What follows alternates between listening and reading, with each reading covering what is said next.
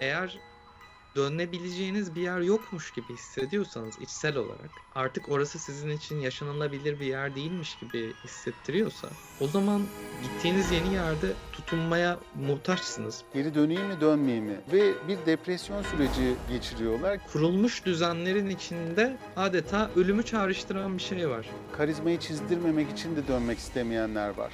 Çünkü geldiğinde abi sen salak mısın, niye geri döndün denilecek ona. Öyle ülke bırakılır mı? Burada 2,5 tane şey değişse koşa koşa geri dönecek olan insanlar biliyorum. Ama mesela başka arkadaşlarım var. O da diyor ki hiç özlemiyorum. Ve her geldiğinde İstanbul'a tekrardan oraya taşınmayı düşünüyorum. Kuzeyde depresyon çok gerçek. Çok büyük sürpriz olmuştu bana. Ben bu değişkeni işin içine katmamıştım. Bir ülkenin güneşli olup olmaması. Ya bu komik gelebilir ilk duyulduğunda kulağa. Güneşin ne kadar önemli bir şey olduğunu ben İsveç'e gittiğimde anladım. Göçle ilgili çok konuşulmayan şeylerden bir tanesi. Cansız çevrenin değişimi. Zaman zaman gökyüzüne bakıp şeyi düşündüğümü hatırlıyorum. Ya bu başka bir mavi. Bu benim daha önce görmediğim mavinin bir tonu. Buna mecbur bırakılmış olmak çok çaresiz hissettiriyor yani. Ve hani paranın çözemeyeceği bir sorun da değil bu. Türkiye'nin özellikle son yıllarda giderek daha öngörülemez bir hale geliyor oluşu, insanlar için Türkiye'yi duygusal olarak yatırım yapması zor hale getiriyor. Bu çok kişisel bir şey. Ve şöyle de görüyorum, bu ülke bizi okuttu, büyüttü ve bu hale getirdi. Bir borcumuz olduğunu düşünüyorum. Bu ülkeyi bize emanet edenlerden daha iyi bir yere getirmek de bizim sorumluluğumuz bana sorarsan.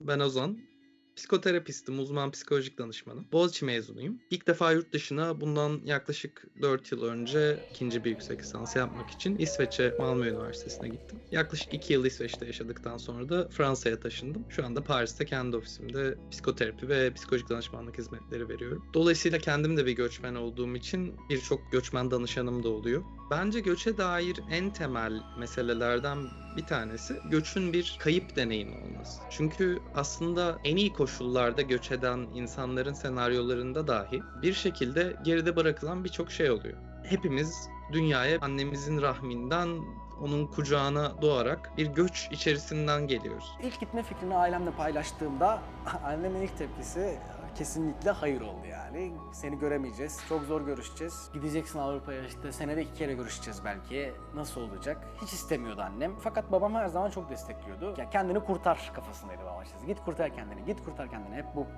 moddaydı. Gittikten sonra da ilk başta zor bir süreç yaşadık açıkçası. Alışana kadar hem ailem hem ben. Ya gideceğim dediğimde aslında en çok dert ettiğim şey annemdi. Ailemden uzak olmaktı. Çünkü arkadaşlarımın zaten baktığımda yarısı başka ülkelerde şu an. Hani onları bir noktada kaybedebileceğimi farkındaydım. Bazıları doğduğu, büyüdüğü yere gitmek istiyordu. Hani farklı konseptler vardı ama İstanbul'da kalan kişi sayısı belki 10'da 2 idi. Ve onun bunu bilincindeydim ama ailemin hiçbir zaman hiçbir yere gitmeyeceğini biliyordum. Şu anda bile Türkiye'ye dönecek olsam beni en çok etkileyecek olan onlardır muhtemelen. Ebeveynlerimizin kollarından ayakta durmayı öğrenip biraz onlardan uzaklaşmak da bir göç. İlk defa okula gidip o günü yalnız geçirmek de bir göç. Sonrasında aile evinden ayrılıp belki üniversiteye, başka bir ile taşınmak da bir göç. Ve bunların belki ruhsallık üstündeki etkileri değişse bile bizim yaşadığımız ana mekanizma, ana hat çok benzer kalıyor. Hatta mesela şu an bir şaka yapsam desem ki ben işte Türkiye'ye dönüyorum ya da şaka demesem gerçekten Türkiye'ye dönme kararı alsam ne kadar mutlu olacağını çok farkındayım. Hani o biraz beni şey yapıyor. En çok etkileyen karar. Ama bir noktada da şey de oldu. Hani burada da kendi ailemi kurdum gibi bir sistem oldu. İşte kız arkadaş, onun ailesinin içine girmek. Hani ikinci bir aileye sahip olmak da aslında o aile özlemini bir tık yatıştırıyor diyebilirim. Ben göçmen bir ailenin kızıyım. Yani hakikaten benim ailemde bir düzen bozulup başka bir düzene geçilmesi nedir? Hani çok iyi biliyorum. Bunun travmasını da biliyorum. İyi ki gelmişiz tarafını da biliyorum yani kendi ailemden. Ben hani hep rahatlıkla istediği zaman dünyanın istediği yerinde yaşayabilir meziyetlerle donandığımı ve bunu yapabilecek kapasitede olduğumu da biliyorum. Aynı şekilde benim erkek kardeşim yaklaşık 25 senedir İngiltere'de yaşıyor ve İngiliz vatandaşı. Ve en yakınımdan görüyorum ki oradaki bütün o iyi şeyler ve kötü şeylere rağmen hala daha 25 senenin sonunda ben neredeyim, burada olmak evet bana birçok açıdan bir sürü artı sunmakla birlikte işte yeğenimi göremiyorum. Annem babam iyi mi? 40 yaşında bir çocuk, 39 yaşında bir çocuk ama benden çok daha yaşlı endişelere sahip mesela konuyla ilgili. Ben sonuçta daha burada onlarla bir arada olmanın vermiş olduğu belki pozitiflikten kaynaklı hala ailenin çocuğu olmaya devam edebiliyorum ama o ailenin küçük çocuğu olmasına rağmen orada bir yetişkin endişesiyle var olmaya çalışıyor. Ana kucağıyla ana yurt arasında çok yakın bağlantılar var tabii. Çünkü en temelde bunun kişinin kendi tarihçesini tekrar eden bir zorluk olmasının sebebi ebeveynlerimizden nasıl ayrıştıysak ülkeden de ayrışma şeklimiz genelde ona çok benziyor. Bir şekilde oradaki tamamlanmamış hikayemizi bir yurttan uzaklaşarak dolayısıyla kendimize yeni bir devlet baba ve yeni bir ana yurt arayışı içerisinde benzer bir mücadelenin içinden geçmemiz çok olası oluyor. Gidenlerin yaşadığı aslında bir süreç var. Bir duygusal salınım yaşıyorlar. Buna kültürel adaptasyon eğrisi deniyor. Sverre Lisgård diye bir adam. 1955 yılında bir sosyolog, Norveçli yanlış hatırlamıyorsam, kendi Amerika'ya gidiyor ve orada kendi yaşadıkları ve arkadaşlarının yaşadığı üstünden böyle bir çalışma yapıp bir akademik makale olarak yayınlıyor. Diyor ki yeni bir kültürün içine gittiklerinde bir süreç yaşıyor insanlar. İlk adımına balayı diyor. Aa ne güzel buralar, ne medeni bir ülke. Gittikten sonra beni en çok, yani tam sürpriz olmadı bana açıkçası ama bu kadar da beklemiyordum yani. Çok daha güvenli, her yer çok daha güvenli. Irak'ta yıllarca yaşadım, 4-5 kere polis görmüş ya da görmemişimdir. Defalarca bara partiye gittim, ne bir tane kavga gördüm ne bir tane bir şey gördüm. İnsanlar içiyorlar, eğleniyorlar, sarhoş oluyorlar, sapıtanlar da oluyor tabii. Ama bu bir kavgaya dönüşmüyor ya da saçma birbirini bıçaklamalı bir şeye dönüşmüyor. Bir de burada insanların vaktinin değerli olduğunu hissediyorum. Şeyi kafam almıyor yani. İşe gitmek için 1,5 saat yoldayım, 1,5 saat geri geliyorum. Benim günde zaten 15 saatim var. Bunun 8 saatini çalışarak geçiriyorum. 3 saatini de yolda geçiriyorum. 3 saati çöpe gidiyor. Buna mecbur bırakılmış olmak çok çaresiz hissettiriyor yani. Ve hani paranın çözebileceği bir sorun da değil bu yani. Son model arabanla da trafikte beklemek zorundasın. Ya burada biriyle trafikte bile tartışsanız ölüm tehlikesi var yani. Bu insanı çok geren ve yoran bir şey. Dolayısıyla oraya gittiğimde beni bu konular aşırı rahatlatmıştı. Sürekli dışarı çıkıyorum, her yere girip çıkıyorum. İlk gittiğimde en keyif veren şeylerden biri kesinlikle bu güvenlik hissi ve rahat rahat gezebilme hissiydi. Yüksek lisanslara başvurdum ama hiçbirinden cevap alamasaydım bile İstanbul'da kalmayacaktım. O kalabalık, sıkışmışlık beni birazcık yordu yani zaten hani küçük bir yerden de geldiğim için hani mahalle kültürü, daha lokal, sıcak bir ortam onu arıyordum yani. Burada da onu yaptığımı düşünüyorum. Şimdi ben Balıkesir'de doğdum ama ailem Muğlalı. Dolayısıyla aslında küçük yerlerde, küçük lojmanlarda büyüdüm ben. İstanbul'a geldiğimde bu tamamen değişti. Çok farklı bir yaşam tarzı. O sonra Hollanda'yı gördükten sonra aslında şeyi fark ettim. İstanbul'daki gibi kariyer yapabileceğim ama daha küçük bir şehirde yaşayabileceğimi fark ettim. İstanbul'da çok yaşamak istemedim belki de. O kalabalık fazla geldi bana. Sosyal hayat olarak baktığında tabii ki İstanbul'da doğup büyümüş ve yani her gün yapabilecek milyonlarca alternatifi olan bir insan için daha küçük bir şehirde yaşamak biraz sıkıntılı ama ben zaten daha domestik, özellikle 30'lu yaşlarımdan sonra daha böyle sessizliğe, huzura odaklanmayı tercih etmiş biri olarak benim için çok radikal bir değişim olmadı.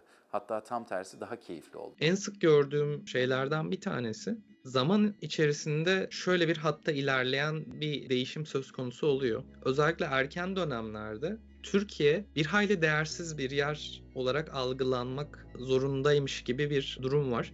Bunu bambaşka bir örnek üstünden açıklamak mümkün. Kimse yeni ayrıldığı bir partnerin çok iyi bir insan olduğuna kendini inandırmak için aktif bir çaba sarf etmez genellikle.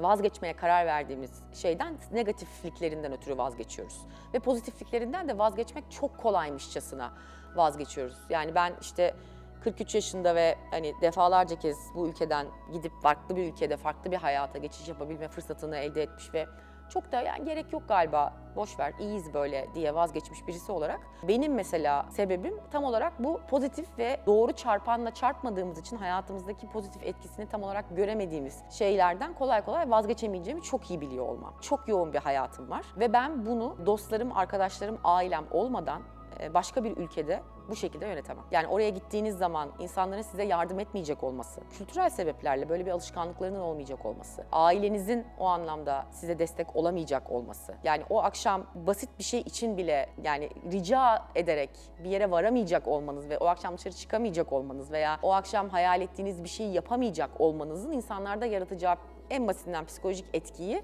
olsun kırmızıcıkta çok güzel bak ne güzel duruyorlar diye bertaraf edebileceğimizi zannediyoruz ama o kadar basit olmuyor işte o iş. Çünkü kayıp üstünden tarif ettik süreci. Kaybın aşamalarından bir tanesi, belki o kayıpla başa çıkmanın yollarından bir tanesi, kaybedilen şeyin çok da değerli bir şey olmadığına kendimizi inandırmaktır. Ve onun yerini alan şeyin ise bir hayli parlak, bir hayli cazibeli bir şey olması aslında bizim o yaz sürecimizi bir noktaya kadar kolaylaştıran şeylerden bir tanesi olabilir. Erken aşamalarında özellikle çeşitli sebeplerde çok daha yoğun duygular hissettiğimiz bir noktada koruyucu bir faktör olarak devreye girebilir. Dünyanın neresinde olursanız olun sistem dışına çıkmaya varım. Yani ben bu bana iyi davranmayan sistemin bir parçası olmayacağım demeye varım. Git kendine dağda bir ev yap, bahçesine ek, suyunu kuyudan çek, tepesinde güneş panelleri, kimseyle muhatap olma. Bunu anlayabilirim ama buranın insanı oradan daha iyi, oranın insanı buradan daha kötü diye bir kabul bana imkansız bir kabul gibi geliyor. O yüzden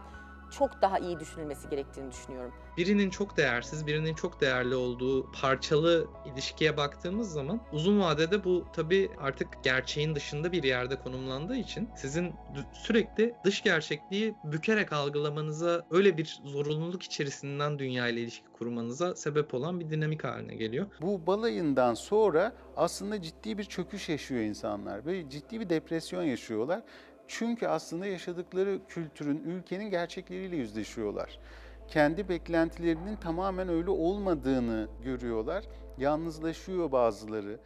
İki seçenek var gibi. Bir tanesi toplumun içine böyle penetre olmak, toplumla böyle bağdaşmak. Bir tanesi de izole olmak şeklinde. Ben ilk geldiğimde işte Covid zamanıydı. Her ne kadar İsveç biraz daha rahat bir ülke olsa da insanlarla tanışmak, yeni ilişkiler kurmak çok kolay değildi. Çok farklı bir kültür. Türkiye ve İsveç kültürü.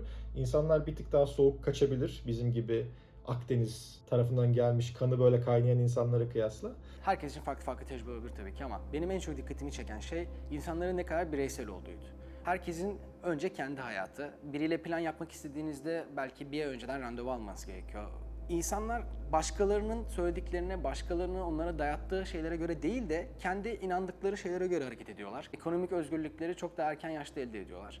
Ailelerinden çok da erken yaşta kopuyorlar ve bu da karakterinin gelişiminde farklı bir yere götürüyor onları. Biz böyle büyümedik açıkçası. Dolayısıyla öyle büyümek ister miydim ona da emin değilim. Ben ailemi, arkadaşlarımı çok seviyorum. Çok samimi ilişkilerim var. Bunları da çok özlüyorum. Onu anlamam biraz uzun sürdü. Dolayısıyla sosyal hayata karışmam çok kolay değildi. Hatta ilk sene, ikinci sene sürekli zaten Türkiye'den arkadaşlar buldum kendime. Onlarla birlikte kebapçıya gitmek aslında bizim için bir hobi haline gelmiş oldu. Üçüncü seneden itibaren aslında ben biraz daha buradaki topluma adapte oldum diyebilirim.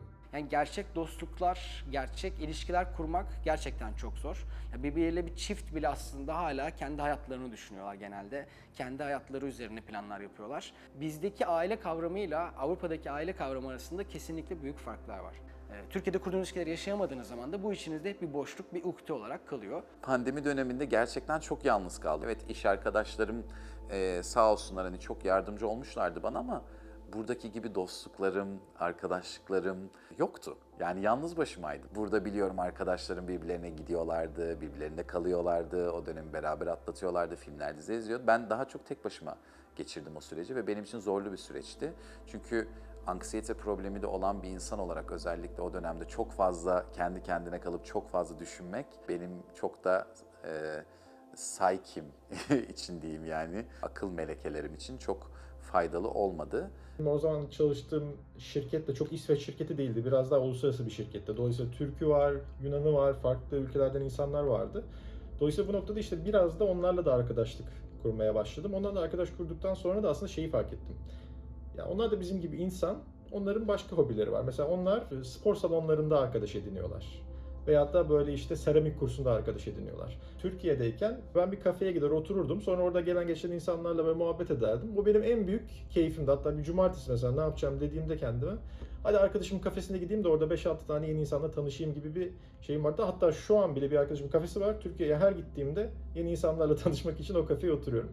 En çok aslında özlediğim şeylerden bir tanesi o. Ya buraya kafeye gittiğinizde aslında biraz daha şeyi fark ediyorsunuz. İşte insanların bireyselliği, kendi başlarına hareket etmeleri. Yani çok sosyalleşme imkanı olmuyor. Yani sosyalleşme çok tamamen farklı bir düzlemde ilerliyor burada. Bazı insanları kimisinden daha çok etkilediğini düşünüyorum. Ben de o insanlardan biri olduğuma inanıyorum. Türkiye'de kurduğum ilişkileri bir türlü yakalayamadığım için Avrupa'da, ailemi çok özlediğim için ve bu bireysellikten biraz da soğuduğum için en sonunda dönme kararı aldım. Döneli yaklaşık 1,5 sene oluyor şu anda. Şimdiye kadar her şey yolunda gidiyor ama gelecekte ne olur bilmiyorum açıkçası. Ve bir depresyon süreci geçiriyorlar. Genelde geri dönmeyi düşünenler bu süreçte zaten etraflarına soruyorlar. Geri döneyim mi, dönmeyeyim mi? Bir de böyle karizmayı çizdirmemek için de dönmek istemeyenler var. Çünkü geldiğinde abi sen salak mısın, niye geri döndün denecek ona. Öyle ülke bırakılır mı? Anlatamıyor çünkü orada yaşadığı o depresyonu ve yalnızlığı. Onu yaşamaya anlamıyor çünkü aslına bakarsanız. Bu depresyondan belli bir süre sonra da kabullenme ve ondan sonra adaptasyon süreci başlıyormuş. Makalede söylediğine göre geldiğin ülkedeki kadar kendini rahat hissetme ve adapte olmuş hissetme süren yaklaşık 4 sene. Az bir süre değil. Ben de bir ara öyle olmuştu ilk başlarda özellikle ama şu anda hiç öyle bir şeyim yok. Bakü'deki evimi, oradaki hayatımı, yaşam kalitemi çok seviyorum ve çok özlüyorum. İstanbul'a her geldiğimde, buraya her ailemi, arkadaşlarımı ziyaret ettiğimde tekrardan oradaki o kendi hayatıma, yalnızlığıma, sessizliğime, ortamıma, dostlarıma, evime dönme özlemi hemen ikinci, üçüncü günden gelmeye başlıyor mesela. Ama mesela başka arkadaşlarım var, o da diyor ki hiç özlemiyorum. Tekrardan buraya dönmeyi, her geldiğimde İstanbul'a tekrardan oraya taşınmayı düşünüyorum diyor mesela. Şu an açıkçası ben Türkiye'nin özlemini çok da çekmediğim bir yerdeyim. Şanslıyım. Çok büyük bir arkadaş grubum var. Komünite hissi. O bizim Türk kültüründe işte hani Avrupa ile ayrıştığımız daha böyle koruyucu, kollayıcı, kucaklayıcı ve hani müdahil olma durumunu zaten yaşıyorum. O yüzden çok bir eksiklik hissetmiyorum. Ailemden İstanbul'da yaşarken de uzakta yaşıyordum. Berlin'de de uzakta yaşıyorum. Aramızda her türlü bir uçak var yani. O yüzden hani onlarla olan ilişkim de o kadar çok etkilenmiyor. Zaten yani üniversiteye gittiğim andan itibaren onlardan uzakta yaşayacaktım. Nazilli'de kalmayacaktım. Yani hayatımın iyi gittiğini ve şanslı bir durumda olduğumu düşünüyorum. Hayat ne getirir bilmiyorum. İyi üniversitelerden mezun, iyi eğitimler almış, koca koca güzel, iyi şirketler, birçoğu göçen, birçok kişi için söylüyorum, böyle insanlar. Ve bunlar sanıyorlar ki kendilerinin dünya vatandaşı olduklarını sanıyorlar. Yani sadece İngilizce bilmek ve işte iyi bir üniversiteden mezun olmak ne yazık ki sizi dünya vatandaşı yapmıyor. Almanya'yı biliyorum mesela, Almanya'ya gidip Almanca öğrenmiyor çoğu. Çünkü orada yeterince Türk var. Almanya'da Berlin özellikle zaten kozmopolit bir şehir. İngilizce ile yaşayabiliyorsunuz. Şimdi ben sorarım ama bir sorun çıktığında ilk senin refleksin o sorunu çözmekle ilgili ne oluyor? Şimdi bakın Almanya çok aşırı derecede sistematik bir ülkedir. Devletle ilgili diyelim herhangi bir sorununuz varsa girip web sitesinden ya da ilgili kuruma gidip başvurarak çok rahat bilgi alırsınız. Türkler ne yapıyor? Tanıdıklarına gidiyorlar. Bakın bu bir Türk kafası. Bu senin entegre olmadığını gösteriyor bana sorarsanız. Alman gibi düşünmüyorsun hala. Gitmeye niyetli olan insanların çoğuna söylediğim şey şu. Gidip orada çok başarılı olabilirsin. Çok güzel hikayeler de anlatıyorlar. Yani abi ona da baktım, şu da var, işte şurada oturacağım, evimi de ayarladım vesaire. Zaten çoğunun büyük kozmopolit şehirlerde nerelerde yaşayacağı belli. Londra'ya gidin mesela, bir tane işte bir yer var, bütün Türkler orada. Berlin'e git, bir tane mahalle var, hepsi orada. Yani böyle gettolar da oluşturdular kendilerine. O sanıyor ki tatilde gördüğü şey o ülkenin tamamının kültürü. Öyle değil işte. Birçoğu bütün taşınma sürecinden sonra, göç sürecinden sonra devamlı o balayı evresinde yaşayacağını sanıyor ki pek öyle değil. Bazıları mesela depresyonu çok kısa yaşayan insanları gördüm. O depresyondan hiç çıkamayıp orada kalmaya devam eden ya da şartlardan dolayı ya da yok tamam ben bunu daha fazla yapamayacağım deyip ülkeye geri dönenleri de gördüm. Her geri dönen o depresyondan dolayı dönmüyor ama dönenlerin birçoğunun hikayesine bakın. Abi hiç de öyle sandığınız gibi bir şey değil yabancı ülkede yaşamak diye anlatır size. Yani kuzeyde depresyon kısmı bence çok gerçek. Ya ben çok hani neşeli tarafa daha yakın bir insanım.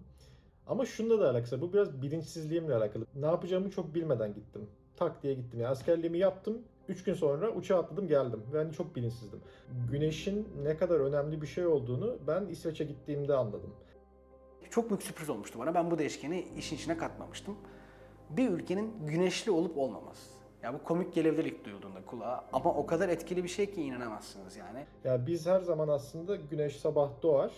Akşam işte böyle 7-8'de bazen 1-2 saat oynar, kış gelir, yaz olur vesaire. Her zaman orada olur gibi düşünürüz. İsveç'e geldiğimde şeyi fark ettim aslında. Abi güneş olmayabiliyormuş. Yani ben özellikle ilk gittiğim sene bir ay boyunca güneşin olmadığını hatırlıyorum. Ve hani onu beni nasıl etkilediğini hatırlıyorum. Sonra D vitamini almaya başladığımda anladım ki ya gerçekten işe yarıyormuş. Güneş gerçekten önemliymiş. İlk gittiğim dönemlerde şöyle bir anım var. Yani Prag'da bir gün bir sokaktayız, bir yerdeyiz. Dedim ki arkadaşıma ya dedim ne kadar güzel bir sokak ya burası, bayıldım. Hiç bu kadar güzel bir yer görmemiştim Prag'da şimdiye kadar falan. Sonra bir fark ettim. O gün güneşliymiş ya. Bunun tek sebebi bu yani. Nihayet 6 ay sonra ilk defa güneş gördük. Bizim gibi çok güneş alan bir ülkede olduğumuz için bunun ne kadar önemli bir şey olduğunu farkında değiliz. Böyle 6 ay karanlık, gri bir havaya maruz kaldığınız zaman o güneşli bir gün modunuzun ne kadar yüksek olduğunu hemen fark ediyorsunuz. Hemen etkiliyor. Ya D vitamininin önemini anladım, güneşin önemini anladım. Sosyal çevrenin insana ne derece katkıda bulunduğunu anladım. Yani o bir kafede bir böyle şu hareketi yapıp bir çay istemenin, o sosyal interaksiyonların insanın aslında psikolojisine olan etkisini anladım. Yani çok kolay olmadı bu geçiş süreci. Ama hani şeyi fark etmemi sağladı.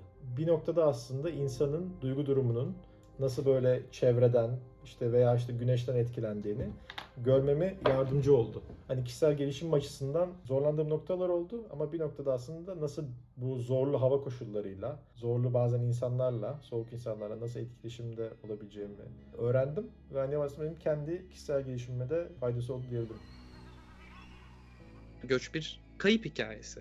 En iyi senaryoda bile bir şekilde hiçbir şey kaybetmeseniz dahi çok daha iyi bir yaşam koşuluna ve çok daha arzu ettiğiniz şeyler için göç ettiğiniz senaryoda dahi o kadar çok değişen şey oluyor ki çevrenizde. Bunların en önemlilerinden bazıları, mesela göçle ilgili çok konuşulmayan şeylerden bir tanesi cansız çevrenin değişimi. Zaman zaman gökyüzüne bakıp şeyi düşündüğümü hatırlıyorum.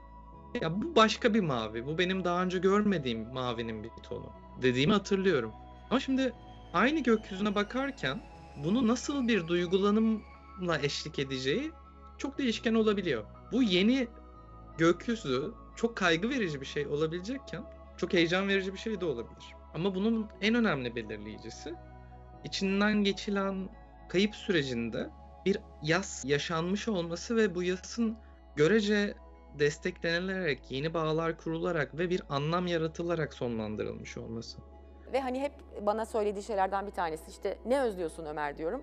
Arkadaşlarımı özlüyorum diyor mesela. Yani hepimiz bir sürü sıkıntı yaşıyoruz ve o sıkıntıları nasıl aşıyoruz? Sevdiklerimizle işte dertleşe toplaşa bir şekilde içip veya işte etrafından gülüp, eğlenip, kahkaha atıp bir şekilde atlatmaya çalışıyoruz. Orada evet, burada belki yapamayacağı bir iş yapıyor. Belki burada bulamayacağı bir kadına aşık oldu ve çok mutlu. İşte çok daha güzel bir semtte yaşıyor, çok güzel bir evde yaşıyor. Bunların hepsi okey. Ama hala da içinde bir burukluk, en büyük mutluluk hala buraya gelmek onun için. Ve defalarca geri dönmek istedi bu arada aslında. Yani ve biz hani işte aman yavrum, işte imkanların var, işte sakın gelme, işte buraya gelince ne olacak falan diyen taraf olduk yani hani onu durmadan. Yani o psikolojiyi küçümsememek lazım. Ya benim kafamın bir yerinde zaten sabah uyandıktan akşam yatağa yatana kadar bir noktada her zaman Türkiye ile ilgili bir şeyleri düşünüyorum.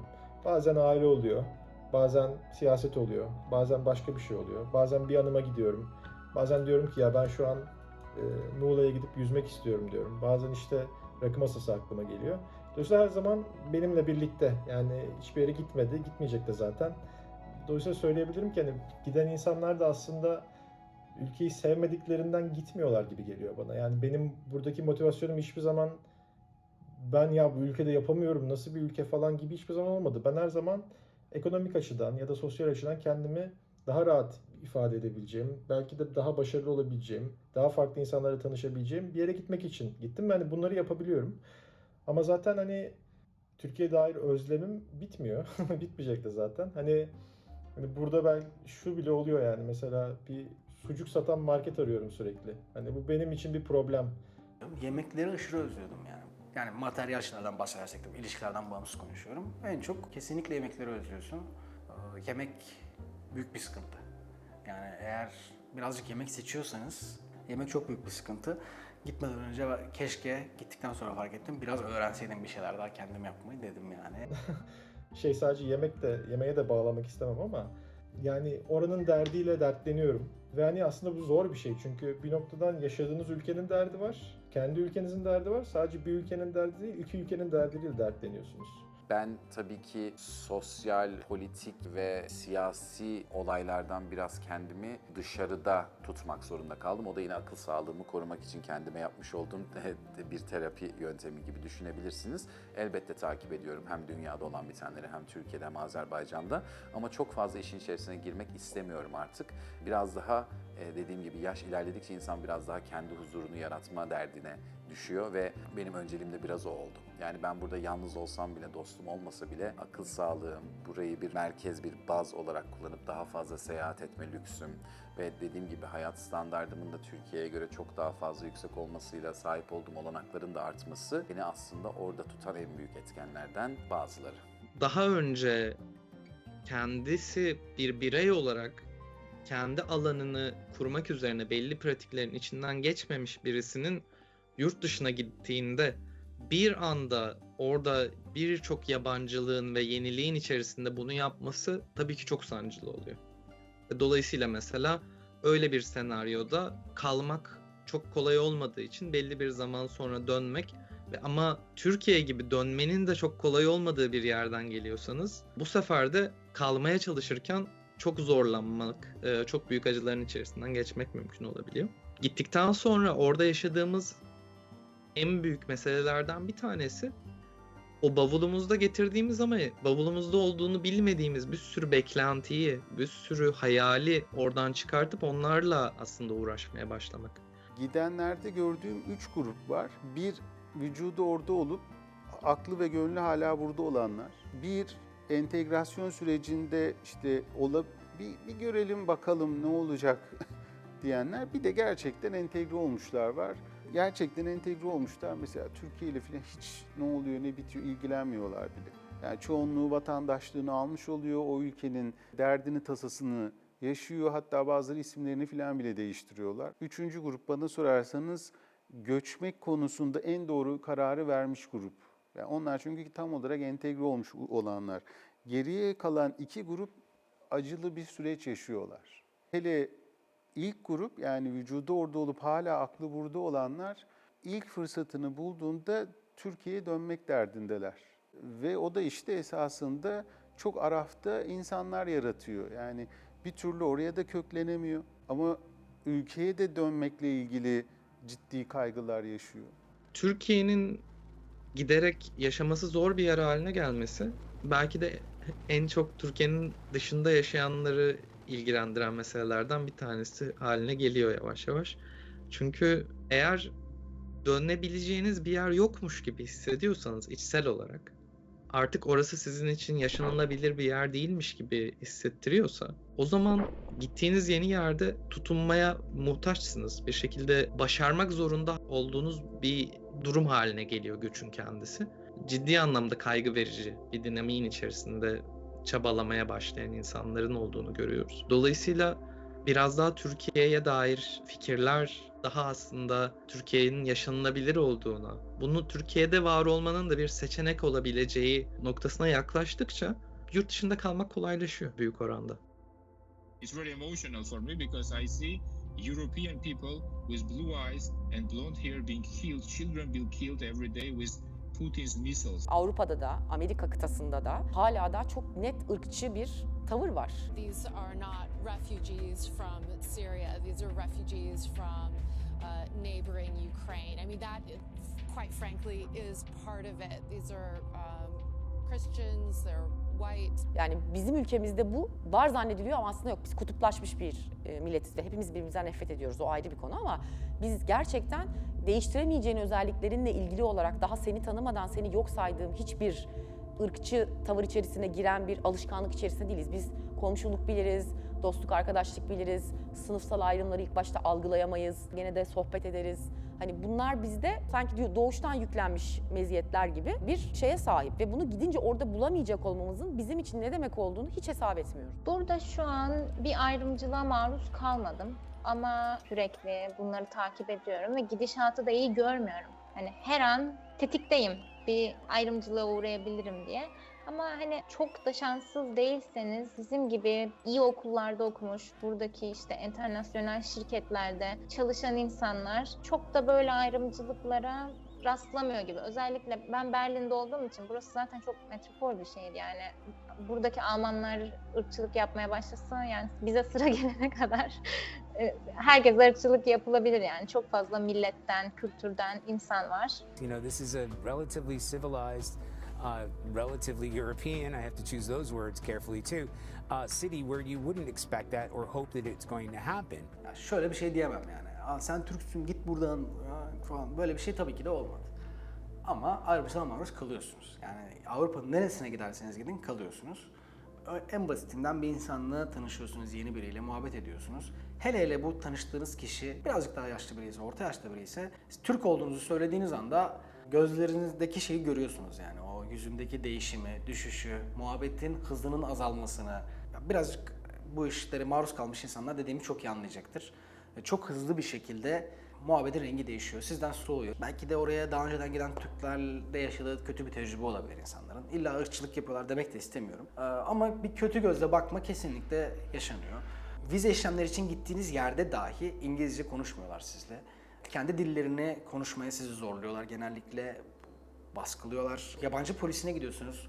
Yabancılar polisi diye bir oluşum var. Oraya gidiyorsunuz. Ne beklersiniz? Yabancılar polisinde İngilizce konuşan biri olsun değil mi? International biri olsun ki işler çözülebilsin. Orada bile sizi İngilizce bilmelerine rağmen kesinlikle dinlemiyorlar, kabul etmiyorlar. Tercüman bul gel diyorlar. Dilimizi öğren diye baskı yapıyorlar.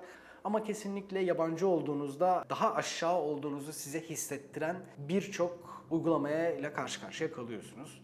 Bu sadece Türkler için geçerli olduğunu düşünmüyorum açıkçası. Avrupa dışından olan birçok ülke vatandaşının aynı şeyleri hissettiğini düşünüyorum. İngilizce konuştuğum için dışlandığımı veya hiçbir şey hissetmedim açıkçası. Yani burada ırkçılığa uğradığımı söyleyemem. Ya şöyle şeyi ayırt etmek zor. Bu karşımdaki insan soğuk bir insan mı yoksa ırkçı mı diye böyle aslında belki düşünebilir insanlar. Hani o noktada şeyi seçebilirsin. Bu insan ırkçı olduğu için bunu yapıyor. Veyahut bu insanın karakteri böyle olduğu için bu şekilde davranıyor gibi bir ayrım var. Ben kafamda hep şeyi seçiyorum. Ya bu insan soğuk bir insan. Bu insan ilişkilerinde çok başarılı bir insan değil ki bazı insanlar gerçekten değiller. Klasik şey vardır ya işte deveye biniyor musunuz falan gibi. Hani onu yaşadığımı söyleyemem. Hani ben belki ten rengimden dolayı çok fazla öyle sözlü bir tacize falan da uğramadım. Ama birazcık daha esmer olan arkadaşlarımın başına çok kötü şeyler geldiğini de biliyorum. Bir kız arkadaşıyla yemek yerken ona bakarak kendi dillerinde hakaret içeren şeyler söylemeler. İşte o çocuğun yanında ne işin var diye rahatsız etmeler. Yani böyle tatsız birçok olay yaşanıyor. Ve hatta şöyle bir komik bir şey var. Mesela MFÖ'nün Bodrum şarkısı var ya. Bodrum İsveççe'de bathroom demek. Yani işte tuvalet demek. Bunların da zamanında böyle YouTube'da komik videoları var. Türkçe şarkıları İsveççe'ye entegre edip Bodrum diye şey yapıyorlar. Ben mesela biriyle tanıştığımda Türk'üm dediğimde şey diyorlar bana. Bodrum. İsveçlilerin Türkiye'deki aslında gördüğü şey biraz da biz tatile gidiyoruz. Hani otellerde her şey dahil. Kötü bir şey yok. Aslında biraz da şeyle alakalı gibi. Ülkenin yayın organlarının, belki de haber organlarının o ülkeyi nasıl tasvir ettiğine bağlı olarak o ülke olan yaklaşım ya da o insan olarak yaklaşım değişiyor. Çünkü bir insana ben Türkiye'den geliyorum dediğinizde direkt kafasında tank diye Türkiye ile olan o bağlamsal balonlar beliriyor ya. Bence İsveçlilerde beliren balonlar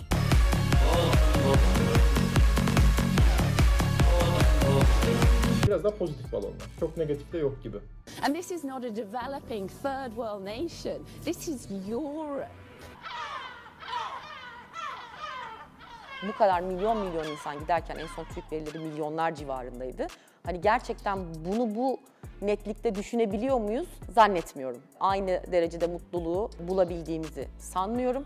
Burada 2,5 tane şey değilse koşa koşa geri dönecek olan insanlar biliyorum. O 2,5 tane şey için hani burada yapılabileceklerden neden vazgeçtik diye de sormak isterim açıkçası. İlk bölümde özellikle sürdürülebilirlik bağlamında nitelikli insanların düzenli olarak yurt dışına göç ediyor olması üstüne çeşitli yorumlar yapılmıştı çeşitli konuşmacılar tarafından. Ben daha buna psikolojik bir bakış açısıyla baktığımda aslında nitelikli insandan ne anladığımızı biraz açmaya çalışacağım. Hayatın kendisine yatırım yapmaya gönüllü ve bir şekilde yaşamı yeniden üretmek için aslında bir arada olmak isteyen insanlar eğer Türkiye'ye yapmak yerine bu yatırımları başka yere yapıyorlarsa uzun vadede tabii ki Türkiye için bunun bir özellikle insan kaynağı anlamında nitelikli insanların Türkiye'den ayrılması noktasında bir sürdürülebilirlik meselesi haline geldiğinde görüyoruz. Politik ortamın onların istediği, onların yaşayabileceğini düşündükleri ortam geliştiği an birçoğu geri dönecek ve burada bence ne ülke ne şirketler buna hazır, ne de kendileri. Ya bunlar geri döndüklerinde çok enteresan bir şey olacak çünkü. İnsanlar orada çocukları oluyor, aile kuruyorlar. Bir yandan ha dönelim deyince tamam dönelim de nasıl dönelim, nereye dönelim, hangi şartlarda dönelim?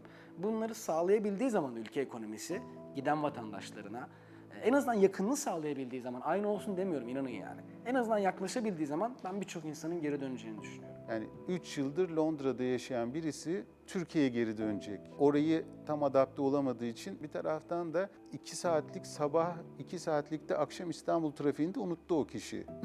Çok daha medeni bir ülkede yaşıyor. Şimdi vatan özlemiyle geri gelecek ama buraya da ne kadar hızlı adapte olacak emin değilim. Buradaki standartlar ve çalışma şartları da onları ne kadar mutlu edecek emin değilim. Şirketler de buna hazır değil. O insanları geri buraya almakla ilgili filan hiçbir şey yaptıklarını duymuyorum. Yani siyasi partilerde zaten böyle bir dert yok. Bu kadar yetiştirdiğimiz, yatırım yaptığımız insanların yeniden gelip bu ülke için çalışmasıyla ilgili bir şey görmüyorum. Hepsi bu arada yani. İktidarı, muhalefeti, herhangi bir böyle bir şey söyleyeni en azından ben duymadım. Bir şekilde Türkiye'nin giderek duygusal olarak yatırım yapması daha zor bir yer haline geliyor olması. Tabii ki üretmek isteyen de, sevmek isteyen de, yaşamak isteyen de birinin burada kalmasını çok daha güç hale getiriyor. Bir yandan da insanlar bu yatırımları başka coğrafyalarda, başka yerlerde yaparken kendilerinin bir bağ kurduklarını hissettikleri, içinde doğdukları, büyüdükleri, yetiştikleri yerde bunu yapamamaya dair de hem belli bir mutsuzluk yaşıyorlar hem de belki bu beraberinde zaman zaman bir utanca, suçluluğa da yol açabiliyor. Tabii ki büyük resme baktığımızda biraz da burada bireylerin hissettiği bu duygular hissedilmediği için daha büyük bir grup içerisinde onların bu sorumluluğu alıp kendilerinin sahiplendikleri duygular da olabilir. Şimdi ne olacak bu insanlar geldiklerinde? Çünkü yeniden bir adapte olmaları gerekecek. Giden insanlar genellikle kualifiye insanlar oluyor. Topluma vereceği katkı açısından düşünüyorum. Tabii ki de orada çok mutlu bir aile kuran, çok başarılı hayatlar olan, çok huzurlu işler yapan bir sürü örnek olabilir. Benim bahsettiğim genel ortalama üzerinden konuşuyorum. Hem benimle beraber giden arkadaşlarımdan bildiğim kadarıyla, hem oradaki insanlarla, Türk toplumuyla kaynaştıktan sonra öğrendiklerime göre söylüyorum ki çoğu insan gerçekten ülkesine dönmek istiyor, ülkesinde yaşamak istiyor. Ama kolay değil yani siz şimdi yani 1/3 kazanacağı şekilde ülkeye geri dönmesini sağlayamazsınız. İnsanlar belli bir yaşam kurduktan sonra hani hep vardır ya kuralı düzenimiz var diye. Ya bu ne kadar şaka gibi gelse de gerçekten böyle bir şey de var. Kurulmuş düzenlerin içinde adeta belki ölümü çağrıştıran bir şey var. Ölümden kastım bir dinamizmin ortadan kalktığı, yeni bir şeyin olmadığı, her günün birbirinin tekrarı olduğu. Her ne kadar güzel olsa da bunun çok korkutucu bir tarafı var ruhsal olarak. Uzun zaman eve gitmediğiniz bir zamanı düşünün mesela. Aradan belli bir zaman geçtikten sonra ailenizi ziyarete gittiniz. O kapı açıldığı zaman eğer ebeveynleriniz sizi kocaman bir gülümsemeyle karşılıyor, size sarılıyor, özlemlerini dile getiriyorsa memnun olursunuz. Ama bazı senaryolarda bu şöyle de gerçekleşebiliyor. Böyle başlasa bile o günün içerisinde bir yerlerde hafif sistemkar bir ya neden daha sık aramıyorsun, neden daha çok gelmiyorsun, bak ne kadar güzel oldu geldiğinde aslında bunu senden daha çok yapmanı beklediğine dair, beklentisinin daha yakın bir ilişki olduğuna dair, senin fiziksel varlığını daha çok arzuladığına dair söylemleri duyuyor olmak bazı insanlar için şu anlama geliyor olabilir. Ben de zaten yurt dışındayım ve zorlanıyorum aslında, ben de bunlara ihtiyaç duyuyorum ve şu an annemin babamın söyledikleri benim orada kalmakta zorlanan tarafımla işbirliği yaparak adeta karşı konulamaz bir çağrıya dönüşüyorlar. Ama ben buna bir şekilde engel olamazsam, ben bir şekilde teslim olursam bu konforlu kollara Bir daha buradan çıkmam çok zor olur. Çünkü aslında değil mi yani çok da keyifli yerler haline gelebilir. 7 yıl sonra döndüğümde ilk tepkileri acaba dönmese miydin? Evet biz seni çok özlüyoruz, iyi ki geldin, iyi ki seni görüyoruz ama acaba dönmese miydin? Daha mı iyi olurdu? Ekonomi ne halde gibi tepkiler de aldım açıkçası. Ama şimdi sorsan alıştı iyice, çok memnun döndüğümden 2 güne bir görüşüyoruz. Benim için mesela hayat gerçekten kısa olmasıyla birlikte aynı zamanda bir serüven. Yani ben çok spontane yaşamayı seven bir insanım ve hangi ülkede yaşadığımın, kimlerle olduğumun da o noktada çok fazla bir önemi kalmıyor. Çünkü bir şeyi gerçekten yapmak istiyorsanız o gücü kendinizde bulduğunuzu düşünenlerdenim ve birçok şeyi hayatta denememiz gerektiğini düşünüyorum. Biliyoruz ki ruhsal olarak en iyi gelen şeylerden bir tanesi insanlara zaman zaman gidip geldikleri yerleri ziyaret edebilmek, orada eski bağlarını yenileyebilmek ve biraz daha aslında şarj olup tekrar o göç sürecinin içerisinde geçeceği zorlukların içinden daha kolay geçebilmeyi sağlıyor. Bunu yapmak konusunda zorlanan, çünkü eğer gittiğinde tam olarak karşılaşacağı şeyin biraz daha onu tutmak isteyen, tekrar gitmesini istemeyen bir şey olacağını bekliyorsa tabii bunu da yapmayı tercih etmiyor insanlar. Dolayısıyla iki senaryoda da çok büyük bir zorluk çıkıyor önümüze. Bakın gidelim mi gitmeyelim mi bu herkesin kendi verebileceği bir cevap. Ama ben şöyle bakıyorum. Burası benim ülkem ve şunu biliyorum. Kişisel bir cevap bu. Gittiğim hiçbir yere ben %100 entegre olamam. Olamıyorum yani. Evet seviyorum, ediyorum tamam ama tatil o. Ki hani böyle belli zamanlar içinde oralarda yaşama şanslarım da oldu. Ki her zaman geri dönüp buraya, evime geri dönmeyi istedim. Bu çok kişisel bir şey. Ve şöyle de görüyorum, bu ülke bizi okuttu, büyüttü ve bu hale getirdi. Bir borcumuz olduğunu düşünüyorum. Bu ülkeyi bize emanet edenlerden daha iyi bir yere getirmek de bizim sorumluluğumuz bana sorarsan.